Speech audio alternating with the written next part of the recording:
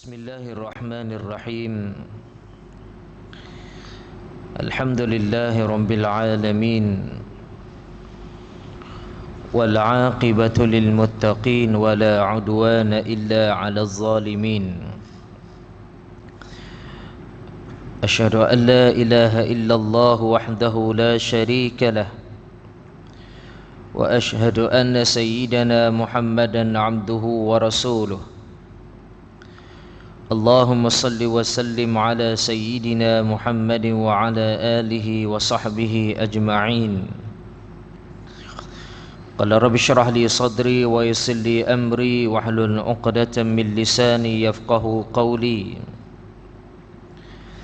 سبحانك لا علم لنا إلا ما علمتنا إنك أنت العليم الحكيم. اللهم افتح علينا فتوح العارفين وارزقنا فهم النبيين. اللهم فقهنا في الدين وعلمنا التأويل. اللهم اجعلنا من الذين يستمعون القول فيتبعون أحسنه. ربي يسر ولا تعسر، ربي تمم بخير. أما بعد. Muslimin muslimat, hadirin hadirat yang dirahmati Allah, alhamdulillah kita merafakkan setinggi-tinggi kesyukuran kita kepada Allah Subhanahu wa taala kerana pada malam ini masih lagi diberikan kebaikan oleh Allah Subhanahu wa taala kepada kita, yang mana Allah Subhanahu wa taala memilih untuk kita berada di dalam rumahnya. Dan ini adalah salah satu kebaikan yang Allah Subhanahu wa taala nak berikan kepada kita. Allah lorongkan untuk kita datang ke rumahnya. Allah Subhanahu wa taala gerakkan hati kita untuk kita datang ke rumahnya, menunaikan salat dan seterusnya. Kita duduk di dalam majlis ilmu. Kata Nabi sallallahu alaihi wasallam, "Man yuridillahu bihi khairan yufaqihu fid din." Barang siapa yang Allah Subhanahu wa taala ingin berikan kebaikan kepadanya, maka diberikan kefahaman agama. Barang siapa yang Allah ingin berikan kebaikan, maka Allah berikan kefahaman agama kepadanya. Maka inilah salah satu kebaikan yang Allah anugerahkan kepada kita pada malam ini, yang mana kita dapat hadir ke rumah Allah untuk menunaikan salat. Kemudian kita duduk di dalam majlis ilmu. Kata Nabi sallallahu alaihi wasallam, majlis ilmu ini adalah sebahagian daripada taman-taman syurga.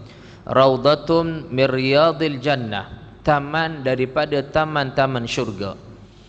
Para hadirin muslimin muslimat dirahmati Allah, beruntungnya kerana Allah lorongkan hati kita untuk kita melakukan kebaikan pada malam ini, dan mudah-mudahan kita dapat istiqamah datang ke rumah Allah, sama ada untuk kita menunaikan salat ataupun kita menuntut ilmu.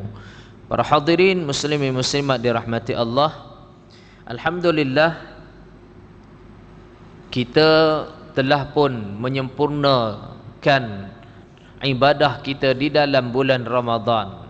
Kita telah menyempurnakan amal ibadah kita di dalam bulan Ramadan. Bulan Ramadan yang kita lalui baru-baru ini, apa yang kita inginkan ialah Allah Subhanahu wa taala menerima amal ibadah kita. Allah Subhanahu wa taala memberikan keampunan kepada kita. Maka inilah keinginan bagi orang yang beriman kepada Allah ketika mana dia keluar daripada bulan Ramadan. Kata Nabi sallallahu alaihi wasallam, "Man shama ramadhana imanan wa ihtisaban ghufira lahu ma taqaddama min dhanbi." Ini harapan orang yang berada di dalam bulan Ramadan, yang mana Allah berikan keampunan kepadanya. Maka mudah-mudahan apabila kita telah pun keluar daripada bulan Ramadan. Ramadan telah mampu memberikan tarbiyah kepada diri kita. Ramadan mampu untuk mengislahkan diri kita. Ramadan mampu menghilangkan, memadamkan segala dosa dan kesilapan kita. Mudah-mudahan juga Allah pertemukan kita dengan Ramadan yang akan datang. Allahumma amin. Para hadirin muslimin muslimat dirahmati Allah, insya-Allah pada malam ini kita akan menyambung semula di dalam kuliah kita membicarakan tentang hadis baginda Nabi sallallahu alaihi wasallam. Baik. Hadis yang ke-33. Bismillahirrahmanirrahim. An Abi Hurairah radhiyallahu anhu qala jaa rajulun ila an-nabi sallallahu alaihi wasallam faqala ya Rasulullah ayyu sadaqati a'zamu ajra qala anta saddaqa wa anta sahihun shahihun takhshal faqra wa ta'mulul ghina ولا تمهل حتى إذا بلغت الحلقوم قلت لفلان كذا ولفلان كذا وقد كان لفلان. Muttafaqun alaih. Hadis ini diriwayatkan oleh Imam Al-Bukhari dan Imam Muslim. Kata Nabi sallallahu alaihi wasallam daripada Abu Hurairah radhiyallahu anhu. Hadis ini daripada Abu Hurairah radhiyallahu anhu. Abu Hurairah radhiyallahu anhu adalah salah seorang sahabat yang banyak meriwayatkan hadis baginda Nabi sallallahu alaihi wasallam. Dan Abu Hurairah radhiyallahu anhu juga adalah merupakan sahabat yang sangat dekat dengan baginda Nabi sallallahu alaihi wasallam. Baik, kata Abu Hurairah radhiyallahu anhu, telah datang seorang lelaki kepada Rasulullah sallallahu alaihi wasallam. Berjumpanya lelaki dengan Nabi sallallahu alaihi wasallam. Ya, Abu Hurairah sebut yang mana ada seorang lelaki datang berjumpa dengan Nabi sallallahu alaihi wasallam, dan perkara ini kebiasaan yang terjadi kepada diri baginda Nabi sallallahu alaihi wasallam, yang mana para sahabat kerap berjumpa dengan Nabi sallallahu alaihi wasallam, sama ada baginda kenali ataupun tidak, berjumpa dengan Nabi sallallahu alaihi wasallam. Dan ada di kalangan mereka berjumpa dengan Nabi untuk mendapatkan pendidikan daripada baginda, dan ada yang datang bertemu dengan Nabi sallallahu alaihi wasallam ingin mendapatkan nasihat daripada baginda. Ada yang datang untuk bertemu dengan Nabi sallallahu alaihi wasallam inginkan jawapan di atas persoalan yang mereka ajukan. Dan ada di kalangan mereka yang berjumpa dengan Nabi sallallahu alaihi wasallam kerana disebabkan kerinduan dengan baginda. Dan ada juga yang jumpa dengan baginda Nabi sallallahu alaihi wasallam untuk meminta sesuatu pemberian daripada baginda Nabi sallallahu alaihi wasallam. Situasi ini biasa berlaku kepada baginda Nabi sallallahu alaihi wasallam. Bahkan sahabat yang mana apabila dia berpisah dengan baginda Nabi sallallahu alaihi wasallam, baru sahaja berpisah, ya, apabila mereka duduk bersama dengan baginda, maka mereka berpisah daripada baginda, lalu telah pun datangnya kerinduan kepada baginda Nabi sallallahu alaihi wasallam. Subhanallah tuan-tuan, menunjukkan begitu akrabnya sahabat dengan baginda Nabi sallallahu alaihi wasallam, kerana kalau boleh mereka tidak ingin berpisah dengan baginda Nabi sallallahu alaihi wasallam. Begitu kasih dan sayangnya kepada baginda. Ya, ini para sahabat. Yang mana sebab itu apabila mereka duduk di dalam majlis baginda Nabi, apabila mereka berjumpa dengan baginda, mereka akan gunakan peluang itu dengan sebaik-baiknya. Begitulah hal keadaan kita, tuan-tuan. Apabila kita berjumpa dengan para ulama, apabila kita berjumpa dengan orang saleh, maka biarlah kita mengambil istifadah, mengambil manfaat daripada diri mereka. Apabila kita dengar adanya para ulama yang hadir ke tempat kita, maka kita ambil peluang untuk berjumpa dengannya, ambil peluang untuk duduk di dalam majlisnya. Ini yang dilakukan oleh para sahabat radhiyallahu anhum. Baik. Apabila Abu Hurairah radhiyallahu anhu berkata sedemikian, datangnya seorang lelaki berjumpa dengan Nabi sallallahu alaihi wasallam, faqala, lalu bertanya, ya Rasulullah. Lelaki ini inginkan kepastian, inginkan jawapan daripada Nabi sallallahu alaihi wasallam. Dia berkata, faqala ya Rasulullah, wahai Rasulullah. Apa yang ditanya oleh lelaki ini kepada Nabi sallallahu alaihi wasallam? Sedekah yang manakah yang paling besar pahalanya? Ya, lelaki ini bertanya kepada Nabi sallallahu alaihi wasallam berkaitan tentang pahala sedekah. Ya, sedekah yang paling mana besar pahalanya? Kerana sedekah ini, tuan-tuan dirahmati Allah, mengikut keadaan, cara yang mana pahalanya berbeza-beza. Allah Subhanahu wa taala ingin memberikan sesuatu kebaikan mengikut kepada amal ataupun ibadah yang kita lakukan, berpandukan kepada cara ataupun keadaan bagaimana kita melakukan ibadah tersebut. Baik, apabila ditanya tentang sedekah, sedekah sudah tentu ianya adalah satu amalan kebaikan yang baik.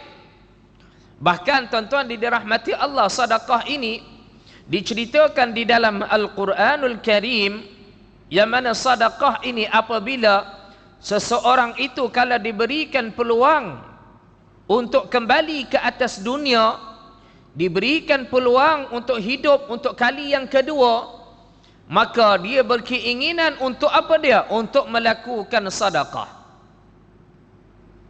Subhanallah, Allah Subhanahu wa taala sekiranya kalau memberikan umur yang kedua kepada manusia, maka yang dia ingin lakukan ialah untuk melakukan sedekah. Kata Allah Subhanahu wa taala, fa-as-saddaqa wa akum minas salihin. Pasti aku akan melakukan sedekah dan aku menjadi orang-orang yang baik, orang-orang yang saleh. Ini pengakuan. Apabila kalau diberikan peluang untuk dihidup kali kedua, diberikan peluang umur kepadanya, maka dia nak melakukan sedekah. Kenapa? Kerana ganjaran yang besar di atas kebaikan ini ataupun ibadah sedekah. Sehingga kan tuan-tuan dirahmati Allah, baginda Nabi sallallahu alaihi wasallam adalah orang yang paling banyak memberikan sedekah. Baginda Nabi sallallahu alaihi wasallam adalah orang yang paling suka memberikan sedekah. Orang yang dermawan adalah diri baginda Nabi sallallahu alaihi wasallam. Baginda apabila diminta, maka baginda tidak pernah menghampakan orang yang meminta kepadanya. Sedekah adalah suatu perbuatan ataupun suatu amalan yang mana memberikan manusia itu Allah akan berikan kemuliaan kepadanya. Sedekah yang dia lakukan, Allah Subhanahu wa taala berjanji kepadanya, Allah akan berikan kebaikan hidup. Allah Subhanahu wa taala berikan kebahagiaan dunia dan akhiratnya. Dan orang yang memberikan sedekah ini tidak pernah menjadi papa kedana. Orang yang banyak memberikan sedekah tidak pernah dia jatuh miskin. Bahkan orang yang selalu memberikan sedekah ini, Allah berikan kemuliaan kepadanya, Allah berikan kekayaan kepadanya. Sama ada kekayaan hatinya ataupun kekayaan dari sudut duniawinya. Allah Subhanahu wa taala berfirman, ini janji Allah, "Wa ma anfaqtum min syai'in fahuwa yukhlifuh." Kata Allah, dan apa yang diinfakkan, apa yang kamu infakkan itu, "Wa ma anfaqtum min syai'in," daripada sesuatu, fahuwa yukhlifuh, Allah Subhanahu wa taala akan gantikan. Ada satu doa tuan-tuan, yang mana malaikat ketika mana orang yang selalu menginfakkan hartanya, ya, malaikat ni dia akan berdoa. Ini luar biasa tuan-tuan, orang yang bersedekah, ya. Apabila orang itu bersedekah, malaikat berdoa kepadanya, Allahumma a'ti munfiqan khalafa. Ya Allah, engkau berikan gantian yang baik di atas apa yang telah dia berikan. Ini doa malaikat tuan-tuan. Luar biasa. Amalan kebaikan yang lain tidak didoa oleh malaikat, tetapi apabila melibatkan tentang sedekah, pemberian harta, malaikat doa Allahumma a'ti munfiqan khalafa. Hadis ini disebut di dalam kitab Riyadhus Salihin. Berikan gantian yang lebih baik daripada apa yang telah diberikan olehnya. Allahumma a'ti mumsikan talafa. Juga malaikat berdoa, ya Allah, engkau binasakan dirinya di atas apa yang telah dia tidak keluarkan. Jadi tuan-tuan dirahmati Allah, sebab itu kalau kita banyak sedekah, Allah Subhanahu wa taala gantikan yang lebih baik. Orang yang bersedekah tidak pernah kita dengar dia menjadi miskin. Bahkan sentiasa ada saja rezeki yang Allah berikan kepadanya, rezeki yang Allah Subhanahu wa taala kurniakan kepadanya. Maka tuan-tuan dirahmati Allah, lelaki ini bertanya tentang sedekah. Ya, sedekah posisi yang mana pahalanya yang paling baik, yang paling besar, ganjaran pahalanya yang Allah Subhanahu wa taala berikan. Maka kata Nabi sallallahu alaihi wasallam, apa dia? Anta saddaqa wa anta sahihun syahihun takhshal faqra wa ta'mulul ghina. Kata Nabi sallallahu alaihi wasallam, sedekah yang engkau berikan sedangkan engkau pada waktu itu masih sihat. Ya, yang pertamanya tuan-tuan, pahala sedekah yang paling terbaik, yang paling besar ganjaran pahalanya, ketika mana dia berikan sedekah itu dia dalam keadaan yang sihat. Keadaan begini cukup susah tuan-tuan. Sebab itu Nabi bagi tahu kepada kita untuk mengajarkan kepada kita yang mana manusia ni apabila dalam keadaan dia sihat, susah untuk dia nak buat kebaikan yang disebutkan. Sedekah yang dia nak berikan ketika mana dia sihat cukup sukar. Kenapa? Kerana manusia ketika mana dia sihat tuan-tuan, dia merasakan rezeki yang ada pada dirinya, apa saja yang ada pada dirinya, harta bendanya, wang ringgitnya, maka dia merasakan apa yang ada itu adalah untuk kegunaan dirinya dan bermacam-macam keperluan yang ingin dia gunakan. Kekayaan yang ada, dia merasakan banyak yang perlu dia nak beli, banyak yang perlu dia nak gunakan. Maka sebab itu ketika sihat susah nak berikan sedekah. Tetapi kalau orang itu boleh memberikan sedekah, ketika mana dia sehat, maka ganjaran pahalanya besar, tuan-tuan. Dan apabila Nabi sallallahu alaihi wasallam sebut keadaan sedemikian, orang yang ketika mana dia sihat, dia boleh keluarkan sedekah berbanding dengan orang yang ketika mana dia sakit, pada ketika itu baru dia nak berikan sedekah, pahalanya berbeza.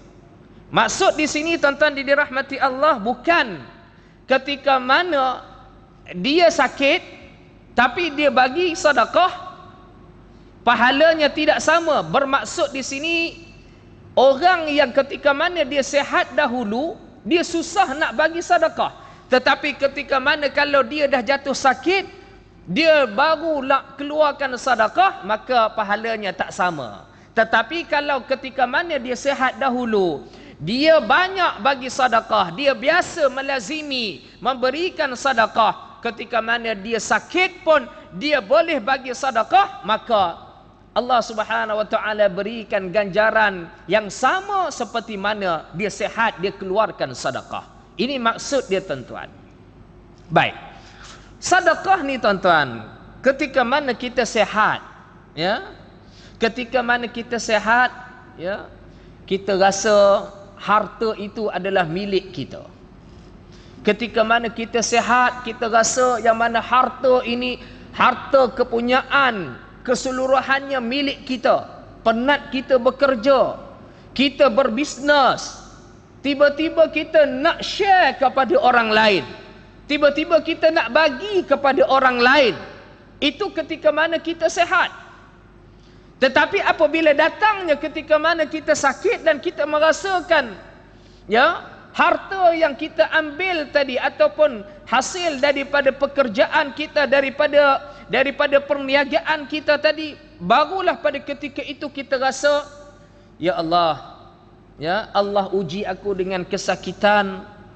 Sebelum daripada ini aku lupa kepada Allah, aku lupa untuk beribadah kepada Allah, aku lupa untuk buat amalan kebaikan. Tuan-tuan dirahmati Allah, maka pada ketika itu baru kita rasa kita nak buat kebaikan. Apabila kita buat kebaikan tersebut, ya, pahalanya ada di sisi Allah, tetapi tidak sama pahalanya ketika mana kita dalam keadaan sihat. Baik, tuan-tuan dirahmati Allah Subhanahu wa taala. Itu yang pertama yang Nabi sallallahu alaihi wasallam sebut, sedekah ketika mana kita sihat. Dan sedekah ni, tuan-tuan, dia ada peringkat, ya. Sedekah yang kita berikan dari harta yang kita sayang, ya. Sedekah yang paling terbaik adalah sedekah yang mana benda itu adalah benda yang paling kita sayang. Ini yang sukar, tuan-tuan, ya. Ini sedekah yang paling tinggi, ya. Benda yang kita sayang kita boleh bagi, maka itu adalah satu sedekah yang paling tinggi tingkatannya. Ini dilakukan oleh para sahabat, ya. Para sahabat ni, tuan-tuan, apa yang dia tak buat, ya, amalan kebaikan yang tinggi ganjaran pahalanya dilakukan oleh para sahabat. Kerana apa dia? Kerana mereka yakin. Kita ni, tuan-tuan, lemah, ya, kita ni lemah, ya, bukan tuan-tuan, saya pun sama juga, ya, sebab kita ni lemah, ya, dengan kelemahan yang ada, tuan-tuan dirahmati Allah. Sebab itu kadang-kadang kita tak mampu nak buat amalan kebaikan yang paling terbaik. Sebagaimana para sahabat, mereka boleh lakukan yang paling terbaik kerana mereka yakin dengan janji Allah. Mereka yakin dengan apa yang disebut oleh Nabi sallallahu alaihi wasallam. Di antaranya sahabat yang mempunyai kebun, tuan-tuan, ya, yang mana kebun itu adanya satu telaga, Bi'ruha, ada disebut dengan Bi'ruha ataupun Bi'ruha. Baik, tuan-tuan dirahmati Allah, telaga ni adalah telaga yang dia sayang di Madinah. Kalau tuan-tuan pergi di Madinah, di Masjid Nabawi, Ya, kita masuk daripada hotel, saya lupa dah pintu ke berapa. Ya. Tapi hotel yang depan, yang depan lah maknanya kita menghadap ke kiblat. Kita masuk daripada pintu tu, tang situ tuan-tuan dirahmati Allah, ada kesan tempat telaga Bairuha. Istimewanya tuan-tuan dirahmati Allah, yang mana telaga ni, telaga yang dia paling suka, yang mana terletak di dalam kebunnya.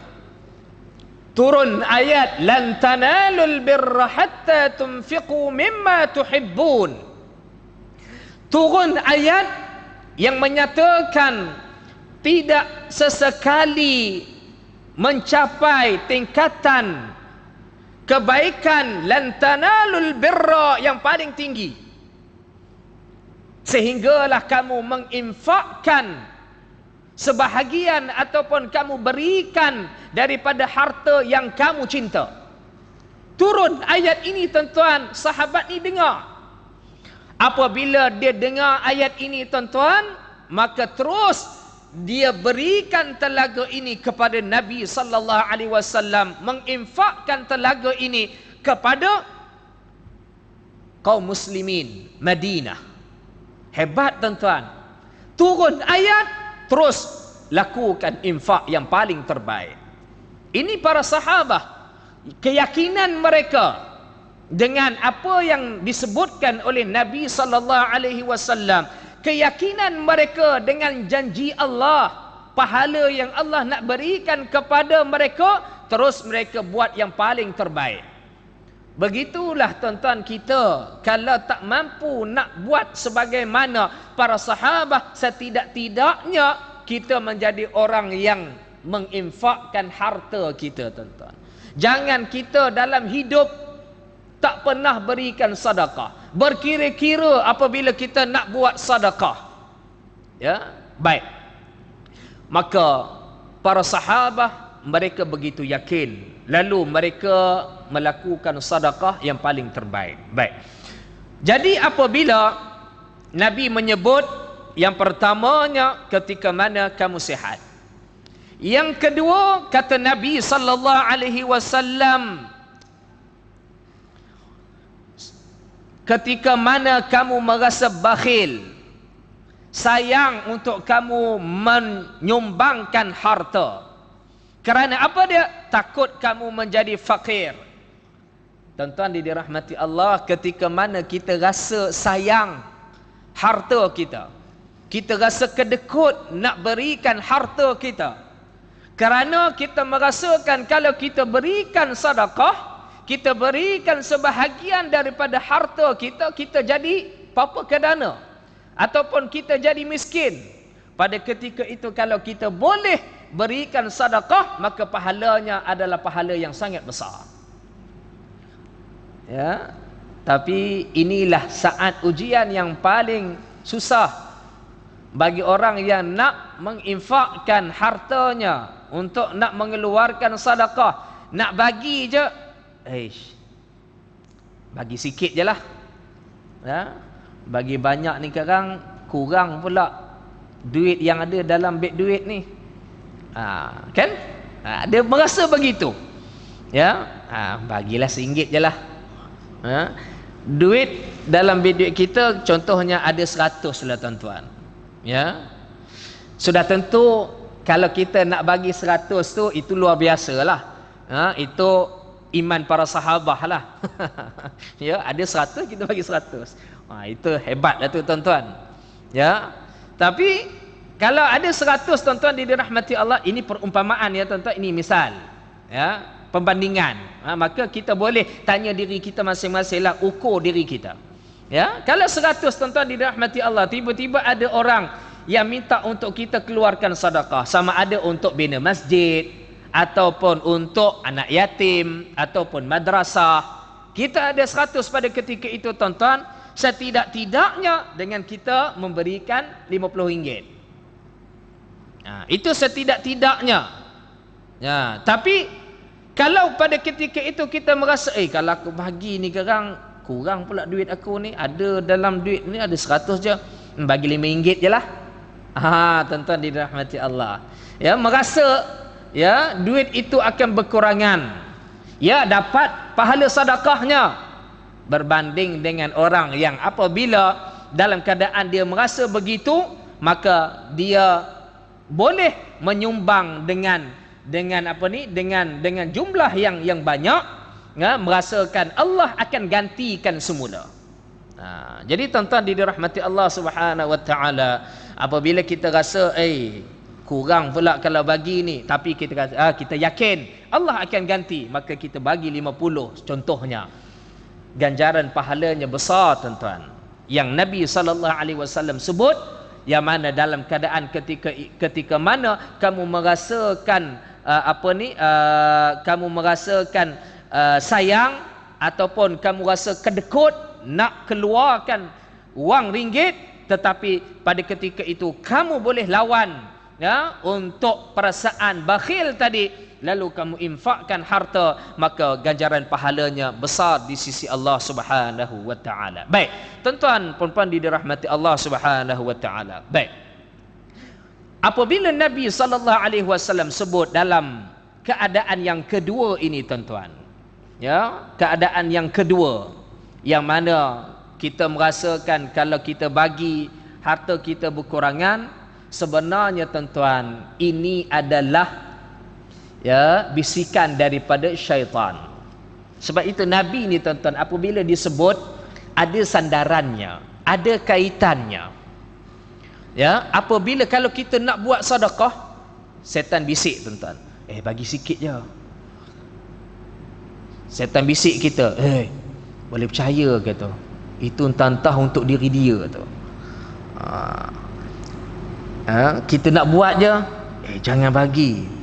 Ya, kamu penat mencari harta, tiba-tiba nak bagi dekat orang lain, nak kongsi harta dengan orang lain. Bermacam-macam bisikan daripada syaitan itu. Allah menyebut di dalam Al-Quranul Karim. Allah dah sebut dah tuan-tuan. Apabila Nabi sebut, maka ada sandarannya daripada Al-Quranul Karim. Allah kata apa dia? Asy-syaitanu ya'idukumul faqra.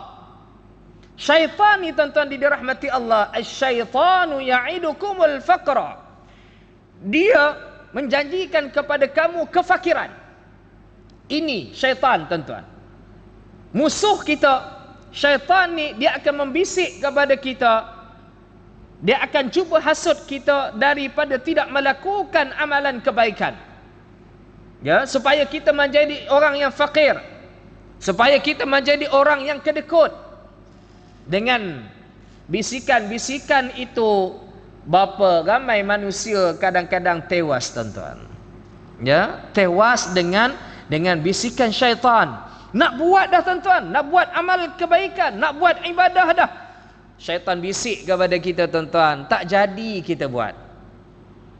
Kita nak datang masjid, langkah kita dah mandi, dah siap nak pergi masjid, syaitan bisik kepada kita, malam ni ada bola lah. Contohnya, ya, Malaysia lawan, semayang kat rumah je lah, perasaan tu. Kita pun tak balas main kat rumah je lah, besok lah pergi masjid. Tuan-tuan dirahmati Allah, syaitan berjaya menewaskan kita. Begitu juga dengan kebaikan-kebaikan yang lain. Nak pergi majlis ilmu, nak baca Al-Quran, kita nak baca Al-Quran, niat dah nak baca Quran, nak ambil mushaf dah, syaitan pun bisik kat kita. Apa bisik dia kata? Kalau pergi kat kedai minum, jumpa kawan, seronok lagi seronok. Boleh bersembang-sembang. Kita kata, tak apalah, pergi makan dululah, pergi minum dululah dengan kawan-kawan. Kita pun pergi tuan-tuan. Tak buat juga, ya, amal ibadah kita. Tangguh. Sebab syaitan ni tuan-tuan, kerja dia memang begitu. Dia suka menangguhkan diri kita daripada buat amalan kebaikan. Sebab itu kalau kita tangguh amalan kebaikan kita, hari akhirat nanti kita menyesal tuan-tuan. Ya, di hari akhirat nanti kita cukup menyesal. Sebab apa dia tuan-tuan? Sebabnya di hari akhirat nanti Allah bentangkan amalan kebaikan kita. Kita niat tu memang dah ada pahala tuan-tuan. Sebab itu disebut di dalam hadis.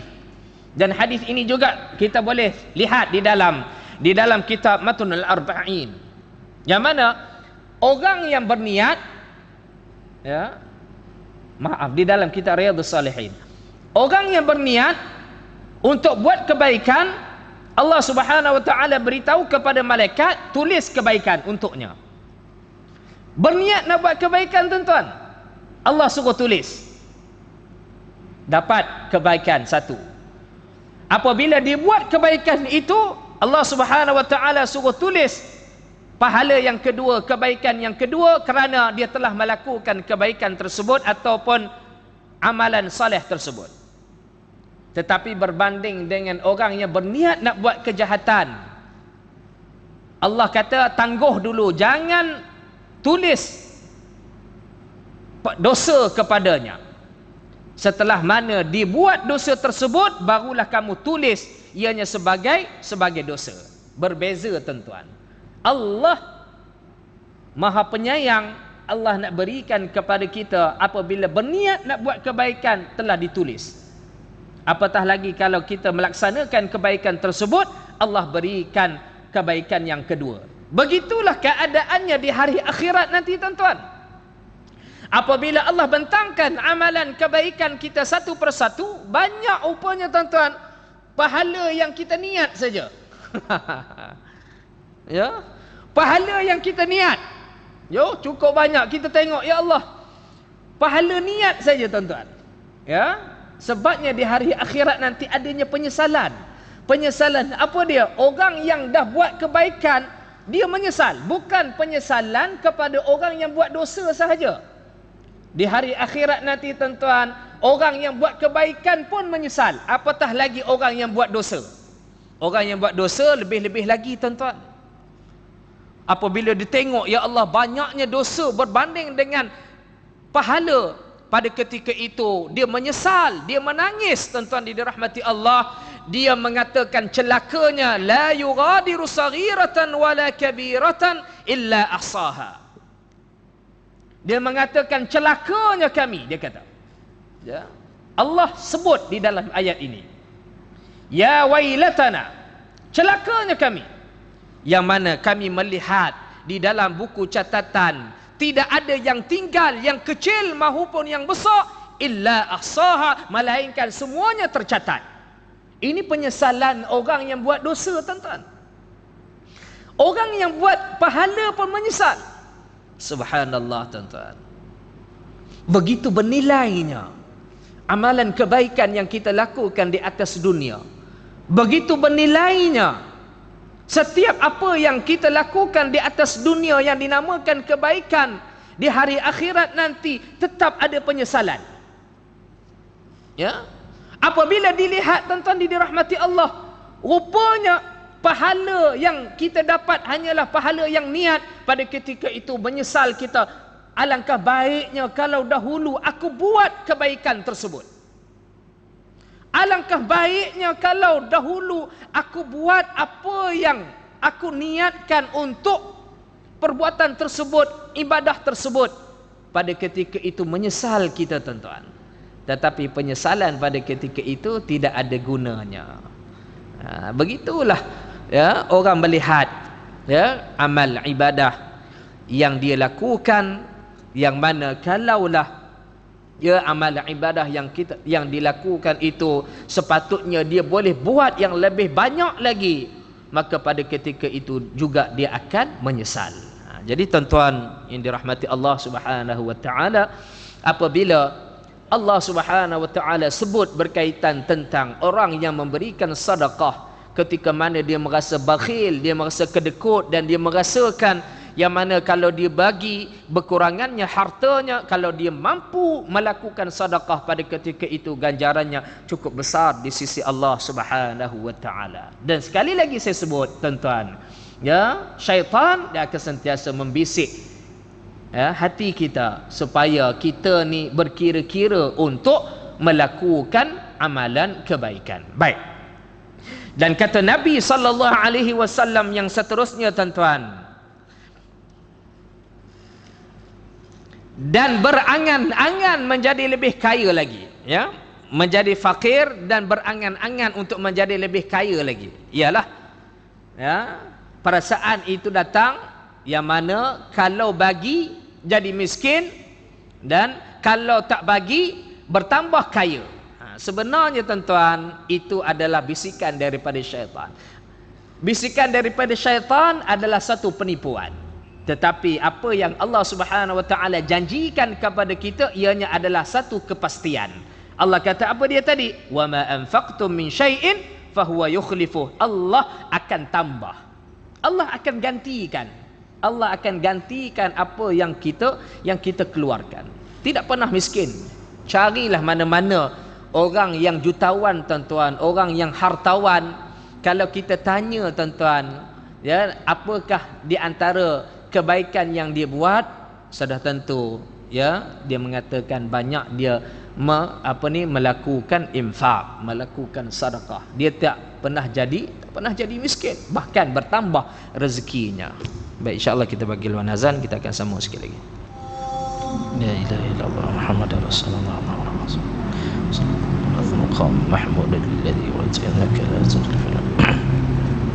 Para hadirin muslimin muslimat dirahmati Allah, kita akan sambung sedikit lagi.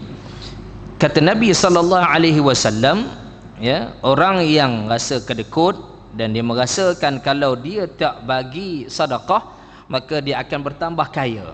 Ya, sebenarnya ini adalah hasutan daripada syaitan, godaan daripada syaitan ataupun bisikan daripada hawa nafsu kita. Ya, sedangkan tuan-tuan dirahmati Allah, apa yang Allah janji sebaliknya. Sebab itu orang yang apabila kecintaan dunianya kita kata, ya, terlampau, ataupun kecintaannya cinta kepada dunia, ya, menyebabkan seseorang itu, ya, sukar untuk dia nak berikan sedekah ataupun infak. Ya, orang yang cinta lebih kepada dunia, ya, yang kata Nabi sallallahu alaihi wasallam, hubbud dunya, cinta kepada dunia mempunyai penyakit al-wahan. Apabila orang itu terlebih cinta kepada dunia, sukar untuk nak buat amalan kebaikan. Ya, dia sukar untuk nak buat amalan kebaikan. Sebab itu dia kejar dunia, himpun kekayaan, sehingga kan tidak sempat untuk nak beribadah kepada Allah. Ya, himpun kekayaan duniawinya, tidak sempat untuk dia nak salat, tidak sempat untuk dia nak keluarkan zakat, tidak sempat untuk dia nak bersedekah. Ya, sibuk dengan urusan dunia, menghimpun kekayaan dunia. Tuan-tuan dirahmati Allah, ini adalah penyakit al-wahan, kata Nabi. Al-wahan apa dia? Hubbud dunya, melampau dalam mencintai dunia. Sebab itu tuan-tuan, para sahabat ada yang kaya. Jangan kita rasa dan jangan kita sangka, ya, para sahabat Nabi ini semuanya miskin. Tidak. Para sahabat ada di kalangan mereka yang kaya. Seperti contohnya Abdul Rahman bin Auf. Abu Bakar As-Siddiq juga adalah sahabat yang kaya. Ya. Tetapi kekayaan mereka itu, mereka tidak letak kekayaan itu di dalam hati mereka. Apa yang berlaku? Orang yang kejar dunia, orang yang himpun kekayaan sehingga tidak pernah terlintas untuk memikirkan tentang kehidupan akhiratnya, orang yang seperti ini dia letakkan kekayaannya di dalam hatinya. Sebab itu kalau kekayaan itu sudah ada di dalam hati, sukar untuk dia nak keluarkan. Berbanding dengan para sahabat yang mana kaya, tetapi kekayaannya itu hanya dekat tangan sahaja, tidak masuk di dalam hati, tidak meresap di dalam hati, hanya berada di tangan. Sebab itu apabila Nabi menyuruh kepada mereka infak, maka apabila dengar saja Rasulullah menyuruh kepada mereka untuk infak di jalan Allah, terus mereka berikan harta mereka. Tak ada mereka memikirkan kalau bagi ni jatuh miskin, kalau bagi ni sekarang macam mana dengan dengan harta yang lain, dengan bisnes yang lain, macam mana nak rolling bisnes yang lain, perniagaan yang lain. Tidak. Sahabat apabila disuruh infak, terus mereka infak. Sebab apa dia? Sebab mereka yakin Allah gantikan semula. Jadi orang apabila dia simpan harta, ya, tanpa dia memikirkan tentang urusan akhiratnya, maka orang yang seperti ini, kata Nabi, al-wahan adalah orang yang mempunyai penyakit al-wahan. Apa dia? Hubbud dunya, cinta berlebihan terhadap dunia, wa karahiyatul maut, yang kedua benci kepada kematian. Kenapa benci, tuan-tuan? Sebab dia merasa belum puas lagi untuk dia mengambil bahagian dunianya. Dia merasa belum cukup kekayaan yang dia miliki, maka dia rasa benci untuk bertemu dengan kematian. Kerana apabila kematian itu sedang menjemputnya, maka berakhirlah hidupnya atas dunia. Baik, jadi tuan-tuan dirahmati Allah, kata Nabi, inilah keadaan kalau orang itu boleh melakukan sedekah, maka pahalanya cukup besar di sisi Allah Subhanahu wa taala. Dan kemudian Nabi sebut apa dia? Janganlah engkau melambat-lambatkan sedekah sehingga apabila roh sampai di kerongkong kamu. Lalu pada ketika itu barulah kamu berkata, untuk si fulan ini sekian, si fulan ini sekian. Tuan-tuan dirahmati Allah, kalau nyawa sudah berada di halqum, kata Nabi SAW, pada ketika itu apa saja kebaikan yang kamu lakukan tidak akan diterima oleh Allah. Bahkan bukan hanya amalan kebaikan, tuan-tuan. Kata Nabi, taubat seseorang itu apabila nyawanya sudah berada di halqum, maka pada ketika itu taubatnya tidak diterima oleh Allah Subhanahu wa taala. Kata Nabi apa dia? Malam yugharrir. Jangan sampai nyawa sudah berada di halqum, pada ketika itu barulah kita nak buat sedekah, pada ketika itu barulah kita nak bertaubat, pada ketika itu baru kita nak buat amalan kebaikan yang lain. Pada ketika itu tidak ada lagi ganjaran pahalanya, penerimaan daripada Allah Subhanahu wa taala. Bahkan orang yang dah rasa dia nak meninggal dunia, kata Nabi apa dia? Dia akan mengatakan, harta ni untuk si fulan, harta ni untuk si fulan, harta ni untuk si fulan. Masa sihat dulu tak ada, tuan-tuan. Masa kita sihat, ketika mana kita cergas, ketika mana kita rasa lambat lagi nak mati, kita tak ada pun mengagihkan. Kita mengatakan harta ni untuk si fulan, harta ni untuk si fulan, harta ni untuk si fulan. Tidak ada di dalam kamus kita. Tetapi ketika mana kita sedar yang mana kita nak meninggal dunia, ketika mana kita dah sakit teruk, tuan-tuan dirahmati Allah, yang mana kita merasakan harta itu tidak ada gunanya untuk diri kita. Nak makan mewah pun tak boleh dah, tuan-tuan.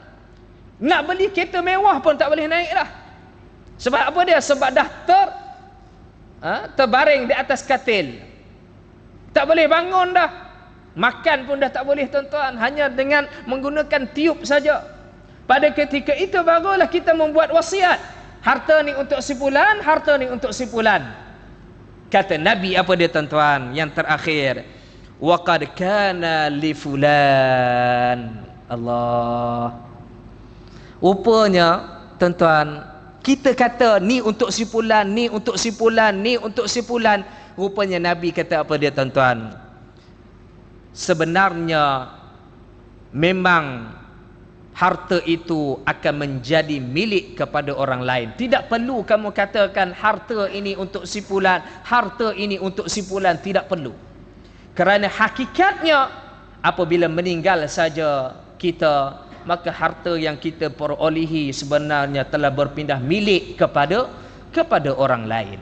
Tidak perlu kita mengatakan ini si fulan untuk si fulan untuk si fulan. Jadi tuan-tuan dirahmati Allah, ya, apabila Nabi SAW pesan kepada kita berkaitan tentang sedekah yang paling besar ganjaran pahalanya, maka keadaan yang telah kita sebutkan di dalam hadis ini, yang mana marilah kita sama-sama cuba untuk melatih diri kita, ya, sama-sama diri saya dan begitu juga tuan-tuan, latih diri kita untuk mudah sentiasa membuat sedekah, memberikan sedekah, menginfakkan harta kita.